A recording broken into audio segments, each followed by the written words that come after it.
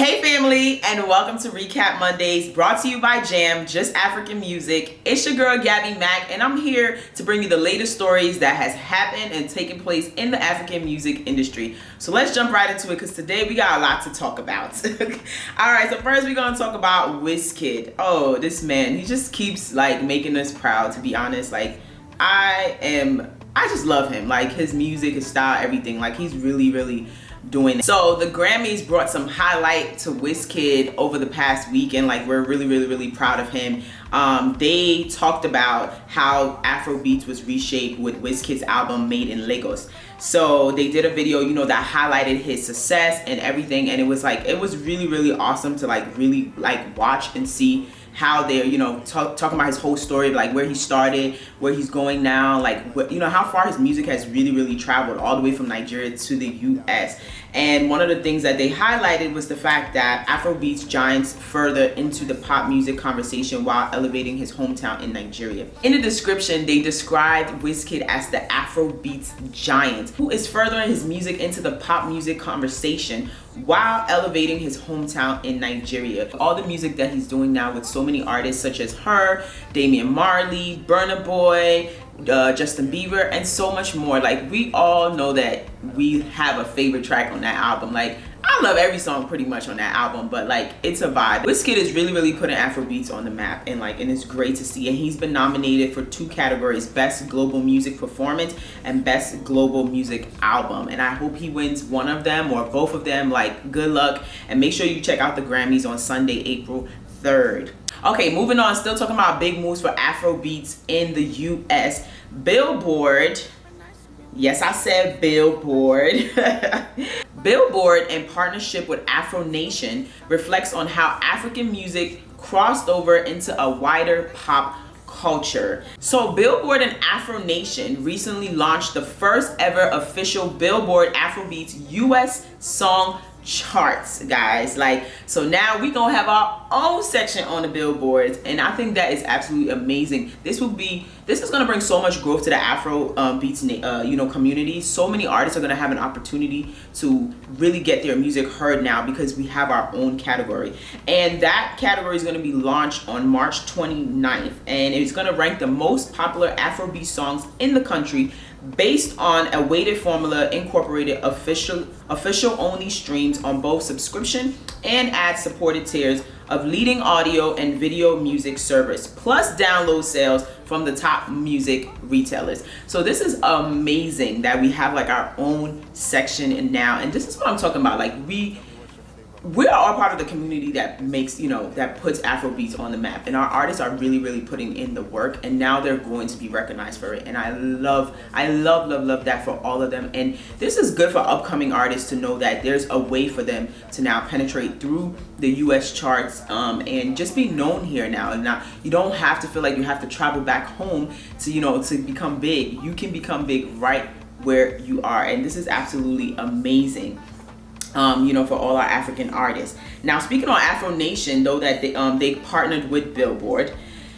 Afronation had a lot going on this weekend. They had their big Afronation in Puerto Rico festival this past weekend, and it looked amazing. I wish I could have gone, but while it looked amazing, there was a lot of BS that was going on before, leading up to the actual event. So there was big artists such as Burna Boy, Wizkid, Davido, Oxlade, Tems, like, that were all on the lineup. But a couple of days before the actual festival, Afronation put out a statement saying that unfortunately, due to circumstances out of their control, they had to drop Tems, Coffee, Wandi Cole, Beanie Man, Ruga, Oxlade, and eventually Burna Boy dropped literally, I think, the day before he was supposed to perform. So there was a lot of backlash about that from Afronation, and people are starting to feel like they're giving some Fire Festival vibes.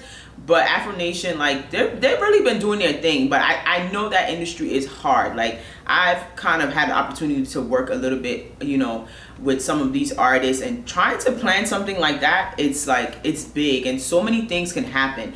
And like, I know people are like looking forward to it, but you know, there's so much people are like, Twitter was going crazy. I'm sorry, Twitter was just going crazy. People had so much to say, you know, that they eventually added Davido, which I don't think that was a bad ad at all, but people were complaining, saying that Davido was being paid way more than Burna Boy, and he found out, and that's the reason why he didn't want to perform anymore. We don't know if that's really true. Hopefully Afronation comes out and give us a statement to really tell us why, you know, they couldn't, that, you know, to tell us the reason why Burna Boy couldn't come. But I think overall it was still a great show.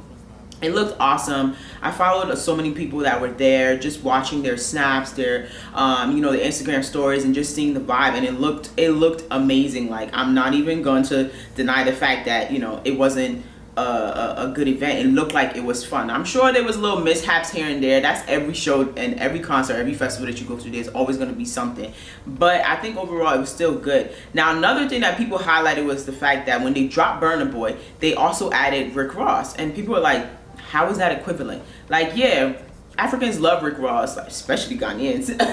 But I mean, the fact that they replaced, you know, an American artist for an African artist was, I think that was where people was like, we're not vibing with that. They should have gave us someone else that was as big or close to being big to Burna Boy. At the end of the day, it is an Afro festival, you know what I'm saying? So it's cool to have American artists come through or whatever, but it's like, it's our time to shine. Like, you know what I'm saying? Like, you go to a lot of festivals here, and the headlines are basically all, you know, American acts or British acts, and we have like 1 or 2 African artists. So it's like, this is our festival, so we want the African artists.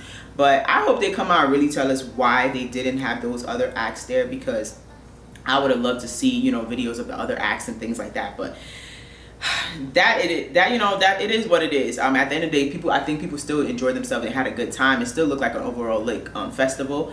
So hopefully their next one won't be like that, and hopefully people won't stop buying tickets and going to that event because of the fact that, you know, there's always something, especially when we know when COVID first hit, they weren't refunding people money back. There was a whole lot of BS, and, you know, they're to have another festival this summer, I believe, in Portugal. So hopefully, you know, that's a vibe, or you know, hopefully they keep up with the, you know, the acts, and not just tell people that they're gonna have these people there and they actually don't come through.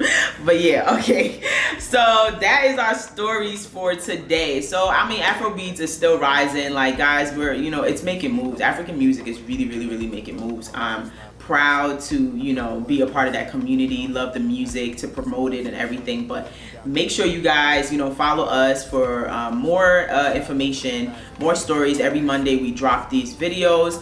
On Wednesday we have our spotlight, where we highlight a new artist that is coming out. On Friday we have our new music, where we drop all the latest new music that are, you know, hitting the charts that day. So make sure you subscribe to our channel. Make sure that you follow our playlist so you can be up to date with all the latest African music from all over Africa. Thank you guys for tuning in, and I'll see you guys on the next episode of Recap Monday.